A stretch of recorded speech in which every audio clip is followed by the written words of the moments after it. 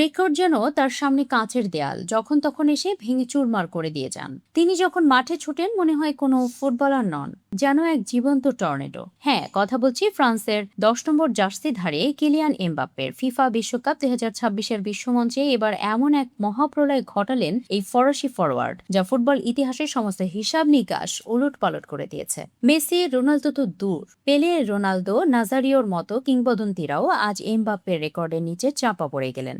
সুইডেনের বিপক্ষের ম্যাচে ঠিক কি ঘটালেন এই রিয়াল মাদ্রিদ তারকা? রাউন্ড অফ 32-এর বাঁচা মরার লড়াইয়ে সুইডেনকে 3-0 গোলে স্রেফ উড়িয়ে দিয়েছেন ফ্রান্স।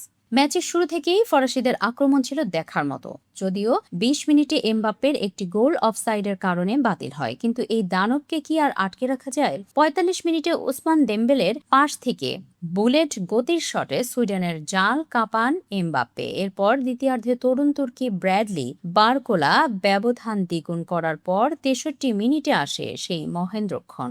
প্লে মেকার মাইকেল অলিসের চমৎকার পাসে ডিফেন্স চিরে নিখুঁত ফিনিশিংয়ে নিজের জোড়া গোল পূর্ণ করেন এমবাপ্পে। আর এই গোলের সাথেই তৈরি হলো এক নতুন ইতিহাস। মাত্র 28 বছর বয়সেই এমবাপ্পে এখন বিশ্বকাপের নকআউট পর্বের ইতিহাসের সর্বোচ্চ গোলদাতা। ভাবা যায় নকআউট পর্বেই তার গোল সংখ্যা এখন 10টি। এই জোড়া গোলের সুবাদে তিনি ব্রাজিলের দুই কিংবদন্তি রোনালদো নাজারিও এবং লিওনিদাসের 8 গোলের রেকর্ডকে পেছনে ফেলে দিয়েছেন।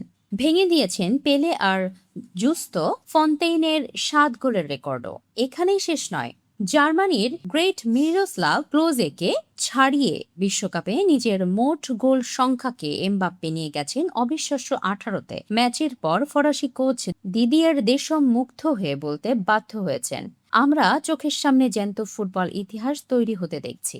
সবচেয়ে বড় বোমাটি ফেটেছে গোল্ডেন বুটের রেসে। গ্রুপ পর্বের শেষ ম্যাচে ফ্রি কিকে গোল করে আর্জেন্টিনার মহাতারকা লিওনেল মেসি 6 গোল নিয়ে শীর্ষে ছিলেন, কিন্তু সুইডেনের বিপক্ষে এই জোড়া গোলের পর 6 গোল আর 2টি অ্যাসিস্ট নিয়ে মেসিকে টাই ব্রেকারে টপকে গোল্ডেন বুটের দৌড়ে এখন 1 নম্বরে কিলিয়ান এমবাপ্পে। যেখানে বিশ্বকাপের ইতিহাসে সর্বোচ্চ 19 গোল করা মেসি নক আউট পর্বে গোল করতে পেরেছেন মাত্র 5টি, আর ক্রিস্টিয়ানো রোনালদোর তো নকআউটে কোনো গোলই নেই। সেখানে এমবাপ্পে নকআউটে 10 গোল করে ফুটবল বিশ্বকে বুড়ো আঙ্গুল দেখাচ্ছেন।